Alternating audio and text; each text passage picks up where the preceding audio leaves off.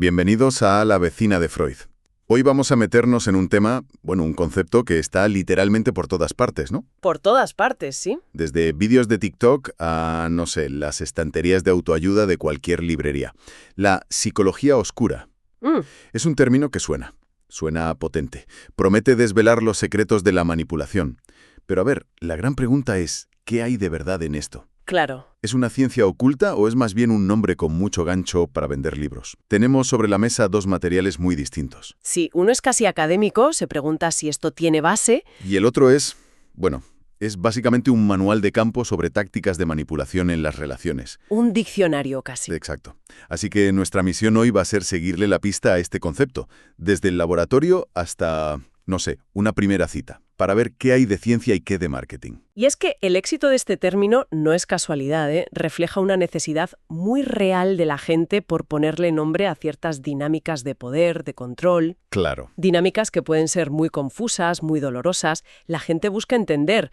Y lo curioso es que en la psicología lleva estudiando esto décadas. Solo que, con nombres mucho menos sexys, digamos. Vale, pues empecemos por ahí, por la pregunta más básica de todas. Si yo mañana voy a la universidad y pregunto por el departamento de psicología oscura, me van a mirar raro. Te van a mirar muy, muy raro, sí. Me lo imaginaba. Porque, siendo directos y basándonos en la primera fuente, no existe tal cosa. No hay una disciplina académica que se llame así. O sea, no está en los libros de texto. No la vas a encontrar en el DSM-5, que es como la Biblia de la salud mental. Es un término paraguas, una etiqueta popular que ha agrupado un montón de conceptos que sí son reales. Ya. Conceptos que vienen de ramas muy distintas de la psicología. Es más un producto cultural que científico, entonces. ¿Pero por qué ha calado tanto? ¿Es útil tener una etiqueta así, aunque no sea oficial? Esa es la gran pregunta que plantea uno de los textos. Por un lado, puede ser útil. Ponerle un nombre, como gaslighting, a algo que te está pasando puede ser increíblemente validante. Claro, te hace sentir que no estás loco. Exacto. Que no te lo inventas, que es una táctica real. El problema, y esto es importante, es el riesgo de simplificarlo todo demasiado. ¿En qué sentido? A un arma arrojadiza. Justo. Vale. Entonces, si dejamos a un lado la etiqueta oscura, ¿dónde estudia la psicología de verdad estos comportamientos de manipulación, de engaño, de coerción? Pues los estudia en varios sitios. La psicología social, por ejemplo, investiga la influencia, la persuasión. La psicología forense, la conducta antisocial. Ok. Pero el campo que va al núcleo de la cuestión, a la personalidad de quien tiende a actuar así, es la psicología de la personalidad. Y ahí es donde encontramos el concepto científico más sólido para esta conversación. ¿Y cuál es? La llamada tríada oscura. La tríada oscura. Eso ya suena más a término de investigación. Vamos a desgranarla. No es una cosa, son tres. Exacto, son tres rasgos de personalidad distintos, pero que a menudo van de la mano. El primer texto los describe como un cóctel bastante peligroso. Un cóctel me gusta. ¿Primer ingrediente? El narcisismo. Y ojo, no hablamos de tener un poco de ego, que eso es normal y sano. Claro, un poco de autoestima. No, hablamos de un patrón de grandiosidad, una necesidad constante de ser admirado y, esto es lo crucial, una falta de empatía muy, muy profunda. No es que no entiendan lo que sienten. Es que no les importa. No les importa en absoluto. Entendido. Ese sería el primer pilar. El segundo es el maquiavelismo. Este rasgo se define por una visión del mundo cínica, estratégica. El fin justifica los medios. Totalmente. La persona con altos rasgos maquiavélicos cree que la manipulación y el engaño no solo son aceptables, sino que son la forma inteligente de moverse por la vida. Hay una frialdad calculadora, un enfoque total en el beneficio propio. Y me falta el tercero, que imagino que es el que tiene peor fama, la psicopatía. Efectivamente, en su versión subclínica. Y esto es importante. No hablamos del asesino en serie de las películas. Vale. Hablamos de rasgos que pueden estar presentes en gente de nuestro entorno.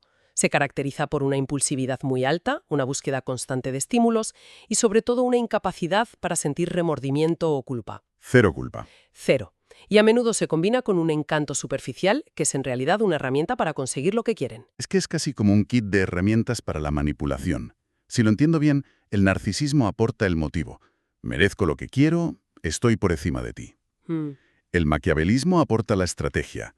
Haré lo que sea, sin dilemas morales, para conseguirlo. Exacto. Y la psicopatía quita los frenos Y además, no voy a sentir absolutamente nada al hacerlo. Esa es una forma excelente de resumirlo. Es precisamente la combinación de los tres lo que resulta tan problemático. Ya. Y como recalca uno de los textos, no son solo insultos.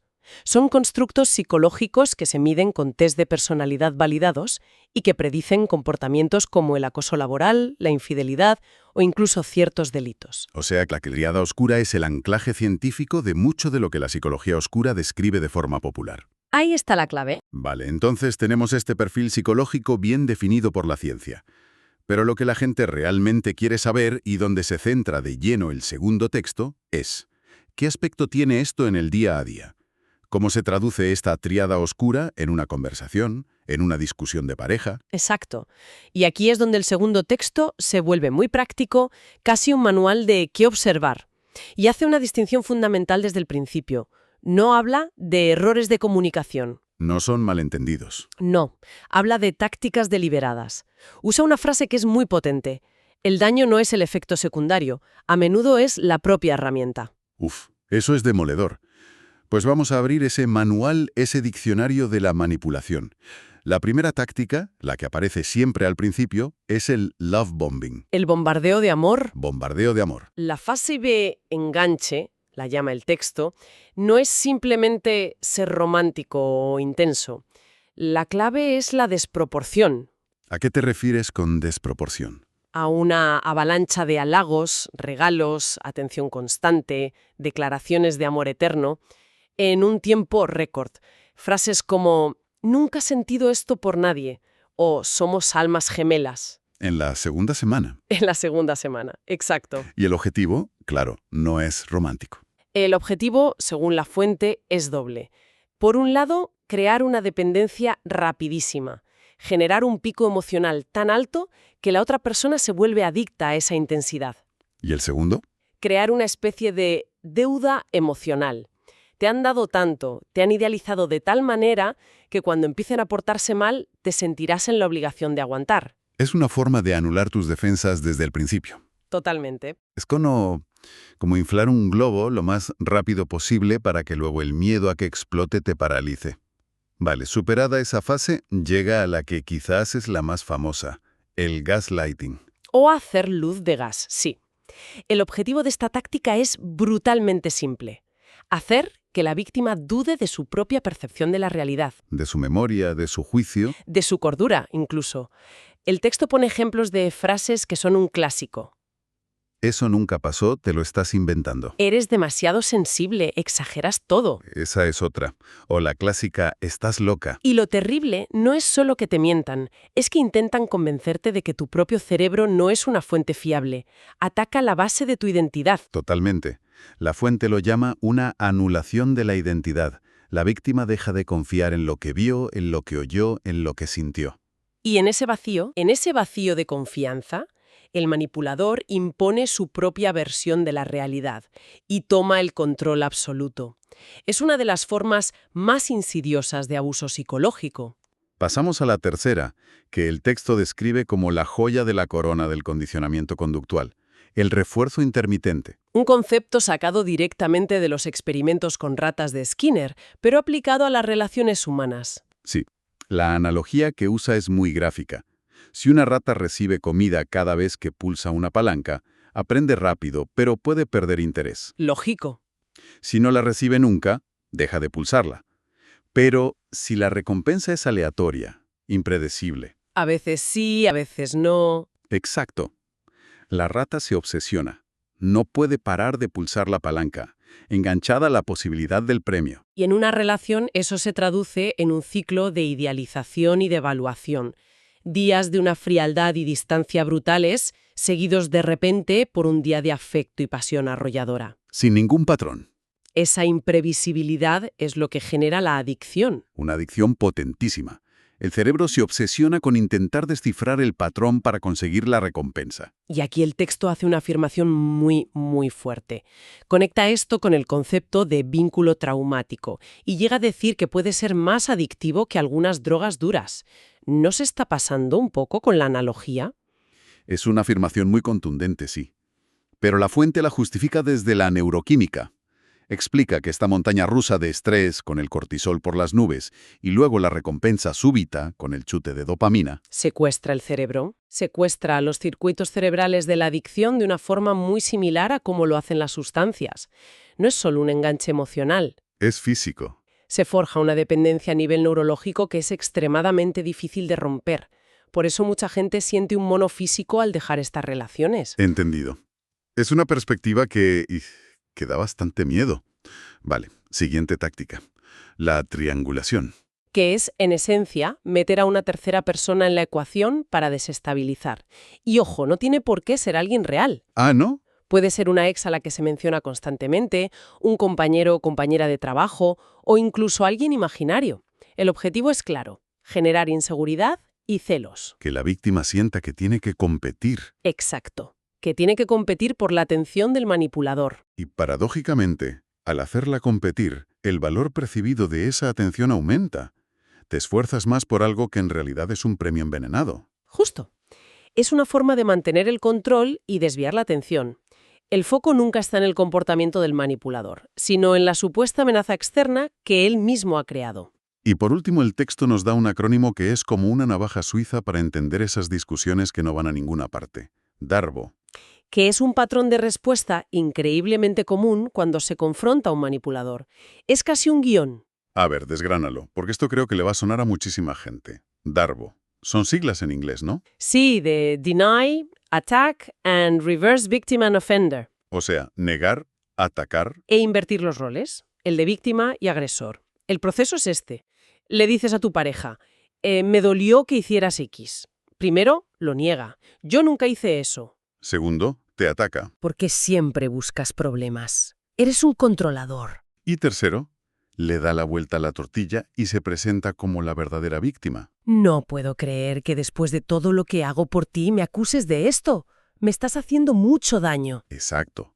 Es una especie de judo conversacional, ¿no? Usan la fuerza de tu propia acusación para derribarte y que acabes tú pidiendo perdón. Y la conversación empieza con el problema A y 5 minutos después estás pidiendo disculpas por el problema B que se acaban de inventar. Y el problema original queda enterrado para siempre. Hay un último concepto en este diccionario que el texto presenta como algo especialmente retorcido: el empático oscuro.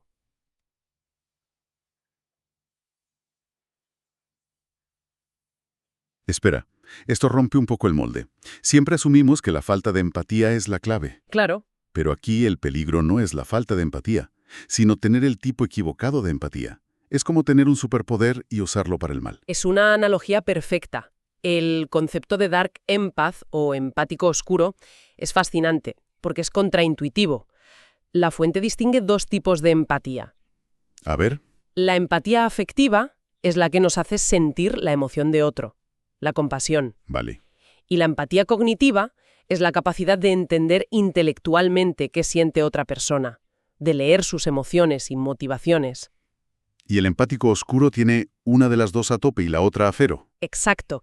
Tiene una empatía cognitiva altísima. Son maestros en leer a la gente.